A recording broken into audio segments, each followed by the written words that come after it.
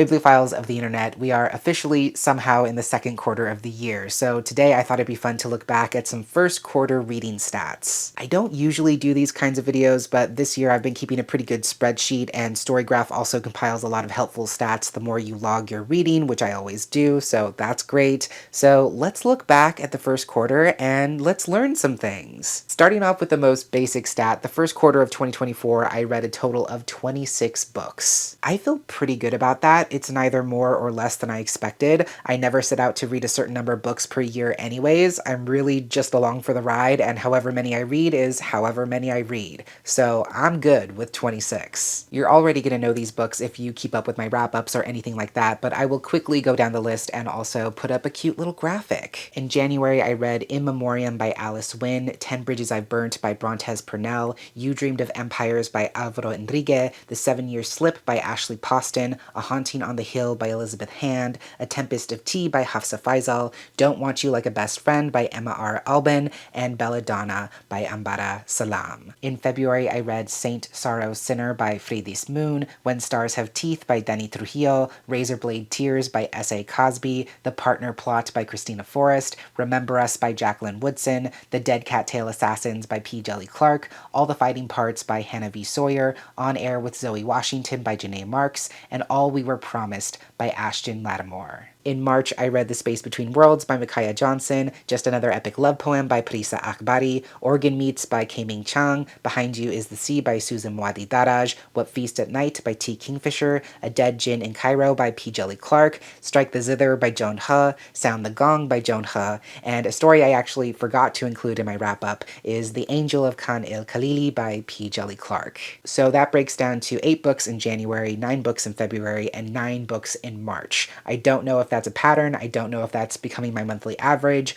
I'm just gonna keep reading whatever I can read. My top 3 most read genres so far this year have been SFF and historical, which are both tied at 7 books apiece, and romance, which has been 6 books. Any books not counted in that fall into so many different genres like poetry, thriller, speculative fiction, paranormal, horror, contemporary, so on and so forth. In terms of reading format, going from least read to most read, I have only picked up 3 physical books. This does not count hybrid reading, by the way. When I say physical, I mean I picked up the physical book and read it cover to cover, beginning to end. So 3 physical books amounts to roughly 12% of my reading so far in 2024. In second place, we have ebooks. I read 7 ebooks in the first quarter of the year, which roughly equals 27% of those 26 books. And the most read format of 2024 so far, the format of books I've been turning to far and away most often, is audiobooks. I read 16 audiobooks in the first quarter of 2024, which makes up way more than half of my reading so far at 62%. I'm actually kind of stoked about this stat, especially since in January I transitioned to a new job, to full-time work, so it makes a lot of sense to me that in terms of energy and capacity, in terms of what my brain prefers to process right now,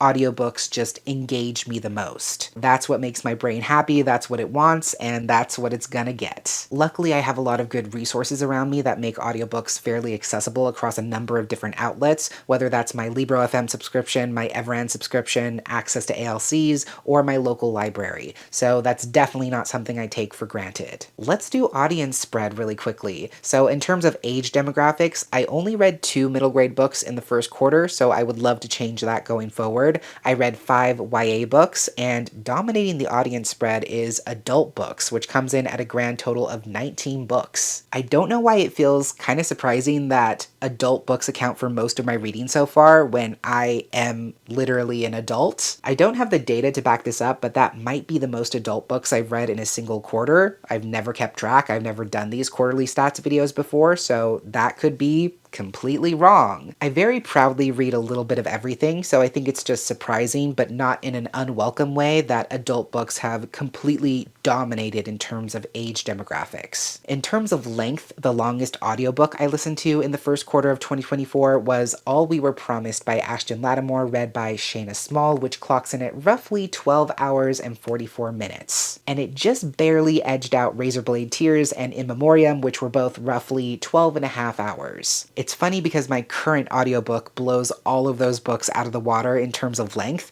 but obviously I'm reading it during the second quarter of the year, so it doesn't count for these stats. In terms of page count, regardless of the format, the longest book I read in the first quarter of the year was Just Another Epic Love Poem by Parisa Akbari, which was 390 pages. This one is kind of surprising to me because I feel like I read much longer books, but I did check this is actually true. And in fairness, I have read quite a few shorter books like novellas, poetry, short stories, so I guess that makes sense. My two most read authors of the first quarter were, first off, Joan He. I read two of her books, both books in the Kingdom of Three duology, and I read them back to back. And perhaps unsurprisingly, my most read author of the year so far is P. Djeli Clark. I read three of his works, one novella and two short stories. And I may or may not have already read another novella of his in the second quarter. So as I've told my patrons and my friends, 2024 is absolutely the year of P. Djeli Clark. It also makes me happy that I went from having read 0 of his books when the year started to now having read 4 of his works as of filming this. Call that character growth, call that what you will, but I am loving every second. In terms of star ratings, which I do still use because I personally find them to be helpful and fairly accessible, my average star rating for the first quarter of 2024 was about 4.2 stars. Not really a surprise, even though I have rated a handful of things 3 stars or 3.5 stars, and one book I didn't rate, so that's technically 0 stars.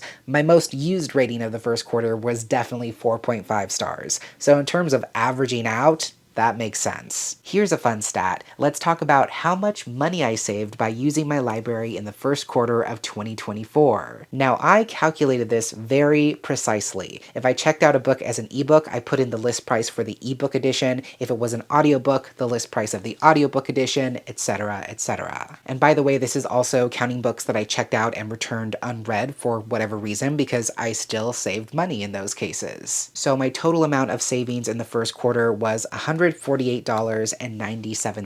which is pretty damn good by my count. I'm sure there are people who save more, I'm sure there's people who save less. For me and the life I live, $150 is nothing to swipe your nose at. I use my library often, I love my library so much, it's another tremendous resource that I absolutely do not take for granted. This stat actually makes me really happy because I definitely want to use my library even more than I already do, which is quite a bit. Basically, if I want to read something, I've been consistently checking my library's catalog first, which is a really good habit to get myself into. To wrap things up here, we're going to talk about 5-star books and my top 5 favorite books of the first quarter so far, so let's get into it. I had 6 5-star books in the first quarter of 2024. In chronological order, those were In Memoriam by Alice Wynne, The 7-Year Slip by Ashley Poston, Remember Us by Jacqueline Woodson, On Air with Zoe Washington by Janae Marks, Organ Meats by Kei-Ming Chang, and The Angel of Khan el-Khalili by P. Djeli Clark. Now, I went through those fairly quickly because I'm going to end with talking about my top 5 favorite books of the first quarter, like I said.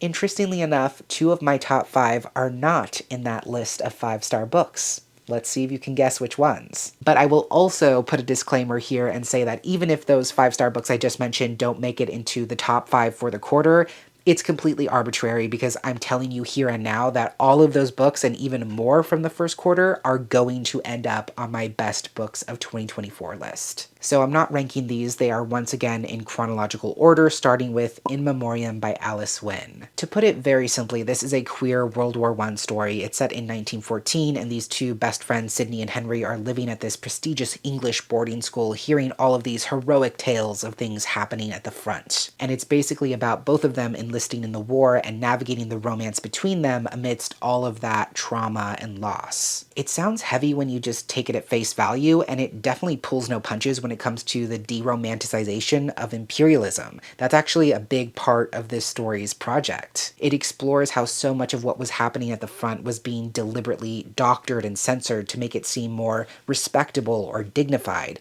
when there's nothing dignified about that magnitude of loss of life in the first place. So that's a big part of why this story resonated for me, because it takes such a dramatically different look and stance at the imperialistic project of World War I, and it combines that with an incredibly moving and viscerally beautiful queer romance between these two young men who so desperately want to love each other but just don't know how to, and who have the audacity to just keep loving each other anyways. It just beautifully handles everything it's taking on. The writing is sensational. The audiobook, which I listened to, is read by Christian Colson, aka one of the best voice actors in the business, and it is fucking phenomenal, to say the very least. This was the first book I read in 2024, and it is easily one of the best. Next, and surprising no one, I'm sure, is You Dreamed of Empires by Alvaro Enrique. I also listened to this audiobook, which I highly recommend, and it's read by Gabriel Porras. I get so excited every time I get to talk about this book because it's so unique, it's so visionary, it's so singular and surreal in a way that's completely unmatched. The story is a mix of magical realism, horror, and historical fiction. It's set in 1519, following when Hernan Cortés entered the city of Tenochtitlan, which is now known as Ciudad de Mexico. It's about his encounter with Moctezuma, one of the big players in the Triple Alliance, and it's basically a subtly dramatic showdown between these two historical titans as both of them try to assert their dominance. The tagline for this story bills it as an anti-colonial revenge story, and that's absolutely what it is. That's what I love so much about it. I love that it centers the indigenous peoples and histories of Mexico in a way that we rarely ever get to see them depicted, which is to say powerful, full of life and knowledge and potential, sophisticated, complex. It's reframing and reclaiming the so-called conquering of Tenochtitlan and completely flipping the script in so many innovative and exciting ways. I could talk about this book all day. Just do yourself a favor and get into this. Then taking a surprise spot in the top 5 is The Space Between Worlds by Micaiah Johnson. This is a queer multiverse story. In this sci-fi world, scientists have finally cracked the secret of traveling between parallel worlds. The only catch is that you can't travel to a world where a version of yourself still exists. Kara, our main character, is kind of lucky, or maybe unlucky in that regard, because her parallel selves are very good at dying. But then her life is completely upended when one of her 8 remaining doppelgangers dies under very mysterious circumstances. I just gushed about this one in my March wrap-up, so I won't wax poetic too much, but I found this to be such an incredibly well thought out and balanced sci-fi story. It has all those exciting dynamic genre elements that you would want in a sci-fi adventure. There's mystery, there's action, there's intrigue, there's interesting politics that come along with this new technology that have so many implications, but there's also a part of this story that's incredibly introspective and philosophical, but not in a way that's unwelcome or overbearing, but in a way that actually resonates. That sort of exploratory feeling to the story makes a lot of sense, especially for a character like Kara, who is constantly traversing between worlds and finding herself getting lost between these hard dichotomies in her life in so many ways. With this technology and its social and political implications, it makes sense that the story really interrogates how we define existence. Such a great book. I cannot wait to read the sequel, even though it does follow different characters and ostensibly a different plot, but I trust Micaiah Johnson implicitly, and I cannot wait to see what's next. Then, of course, we have Organ Meats by Kaiming Chang. This weird-ass, bizarro little book rocked my world. It's surrealism, it's weird fiction, there's a little bit of magic and even horror in there. It's a queer story about these two childhood best friends, Anita and Rainey, who tie red strings around their necks and vow to become dogs. Basically, by forming this two-girl dog pack, they're trying to solidify their friendship and their loyalty to one another. But that bond is tested when Rainey's family plans to move away, and afterwards their families learn that Anita and Rainey may have been far more connected than they ever thought. When I say this book is weird, I really mean it. That is not only an appropriate description, but almost maybe even an understatement. This story is fucked up, it's strange, it's disturbing, it's uncomfortable, it's disruptive, it's transgressive, it's an intentional rejection of quote-unquote traditional Western storytelling, and it is fantastic. I shared a weekly reading vlog where I was reading down my library holds, and this was one of the books I featured in that video, and I said this in that vlog, but this writing is like the closest to poetry that prose can get. The evocative imagery, the emotion of it, the impossibly non sequitur lyricism of it is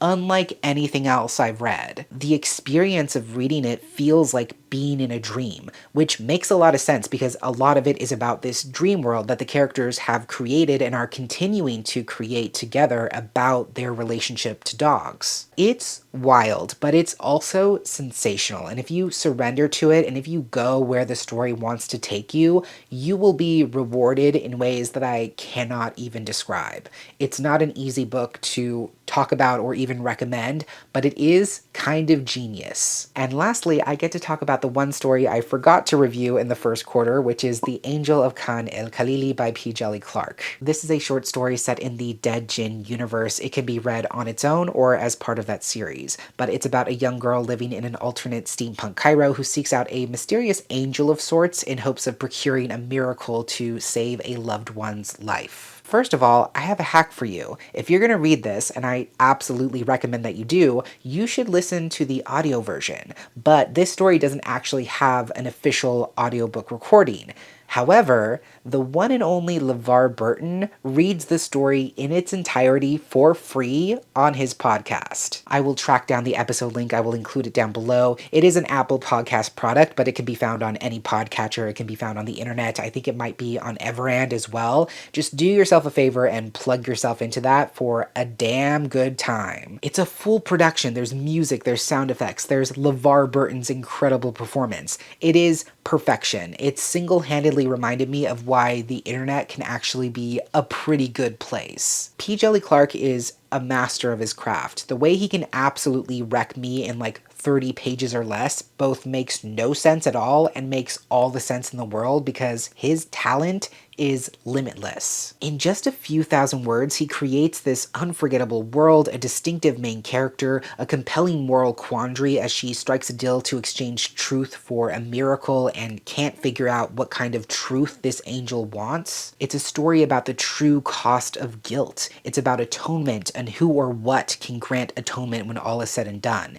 Is it enough to admit that you've done something wrong, or is guilt something that will and maybe should forever live and evolve alongside and within us? It's so good. It's unreasonably good. If you're like I was 3.5 months ago, never having read a single thing by P. Djeli Clark, there is still time to fix that. There is still time to massively improve your life. Please read this man's work. So anyways, that's a look at how my reading went in the first quarter of the year. If you would like to see me continue doing these stats videos as the year progresses, let me know in the comments. If there's any other stats I should include in the future, let me know. If you have any interesting stats of your own, feel free to share, or you can just tell me about your favorite thing that you read in the first 3 months of 2024. Thank you so much for watching, and until next time, educate yourself, be kind to yourself, take care of yourself and others, and I will catch you on the flip side of the page.